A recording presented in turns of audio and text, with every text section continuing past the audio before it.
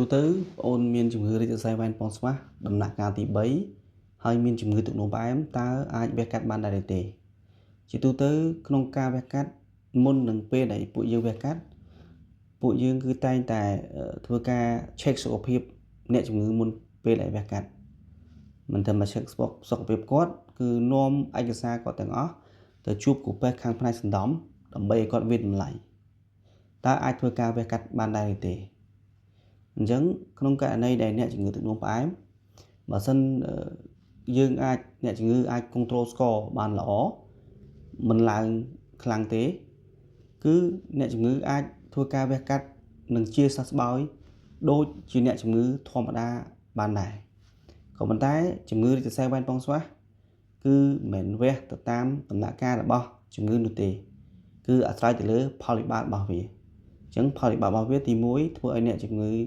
ពិបាកក្នុងការមានកូនទី2ឈឺចាប់ដែលប្រើប្រាស់ថ្នាំហើយនៅតែអត់បាត់ទី3ពងស្វាស់រួមតូចនិងទី4ចាប់ដើមមានជំងឺអសមត្ថភាពលើភេទឬក៏ថយចុះនៅចំណង់ផ្លូវភេទសូមអរគុណ